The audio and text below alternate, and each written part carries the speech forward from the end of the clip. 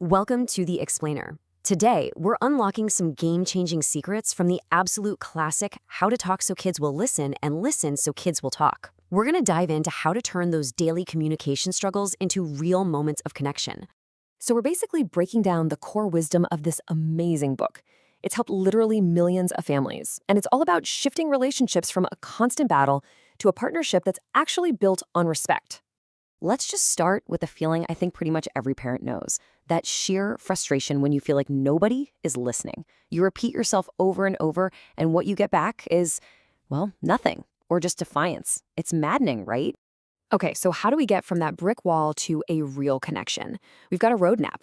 First, we'll look at the communication problem itself. Then, we'll get into some really powerful tools for acknowledging feelings, getting cooperation, and discipline that actually works. And then, we'll see how it all pulls together to raise some truly capable kids. All right, first up, let's get real about the common traps we all fall into. It's not like we want to create a fight, but a lot of the time, the very words we choose are the ones that push our kids further away. I mean, this list probably looks a little familiar, doesn't it? We've all done it. We've used blame, threats, maybe a little sarcasm to get our point across. But here's the thing, it just backfires. These tactics don't actually inspire anyone to cooperate. They just build walls and put our kids on the defensive. And that brings us to the first and honestly the most important shift. Before we can ever expect our kids to listen to us, we have to show them that we're listening to them. It all starts with validating their feelings. That's the foundation for everything else. You know, this quote from the book just nails it. Think about it for yourself for a second. When you're upset, do you really want someone to jump in with advice? Or do you just want them to say, wow, that sounds really hard? It's exactly the same for kids. When they feel understood, they can actually start to figure things out for themselves. So here's a perfect example. Instead of jumping in with logic like, come on, you're not sad, it's just a toy, try just naming the feeling. Saying something like, it sounds like you're really disappointed that it broke. That's huge. It shows your kid that you see them, that you get what's going on inside, and that is so comforting. The book calls this emotional first aid, and it's a super simple 4-step process. 1, listen with your full attention. Put the phone down, turn around, just listen. 2, acknowledge it with a simple sound like, oh, or I see. 3, give the feeling a name. And 4, this one's kind of fun, grant their wish in fantasy. Man, I wish I had a magic wand to make it stop raining for you.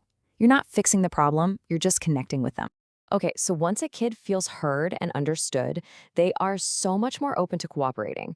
So how do we actually get that cooperation without the daily arguments over every little thing? This wet towel example is legendary for a reason. Instead of our default reaction, how many times do I have to tell you? The book gives us 5 other options. You can just describe the problem. I see a wet towel on the bed. You can give information. That towel is getting my blanket wet. You can even use a single word, towel. The point is, none of these are an attack. They're all focused on the problem, not the person, and that invites a solution instead of a fight. And now for the big one, discipline. The authors make a really strong case that the whole goal of discipline isn't to punish, which usually just makes kids angry and want to get even. The goal is to teach them responsibility and how to solve problems. So, let's use the book's example. Imagine your kid borrows your brand new saw and leaves it out in the rain to rest. The temptation is to just yell and ground them for a month, right? But what does that actually teach them? Let's check out a different way. These alternatives are just so much more powerful because they're all about fixing the problem. You can and should express how you feel, even if you're furious, but without attacking their character. Then you show them how to make things right. You give them a choice with a natural consequence. You see how this totally shifts the dynamic? It's not a power struggle anymore. It's a lesson in taking responsibility. So all these tools, they're not just about getting through the day. They're all leading to one big long-term goal: raising kids who are independent and capable. This last section is all about how our everyday words can either build them up or make them more dependent on us. Okay, praise. This one can be a little tricky. There's a huge difference between what the book calls evaluative praise, like, you're such a good artist, and descriptive praise. When you just describe what you see, wow, look at all the red and purple you used. You let the child draw their own conclusion. It lets them praise themselves, which builds that inner confidence instead of always needing it from the outside. And that autonomy, that confidence, it's built in these tiny, little, everyday moments. It's about letting them make small choices. It's about seeing them struggle to open a jar and just saying, yeah, those can be tough, instead of rushing to do it for them. Every single time we do that, we send this powerful, unspoken message. I trust you. You are capable. You've got this. And really, that's what it all comes down to. It's a profound shift in our role as parents.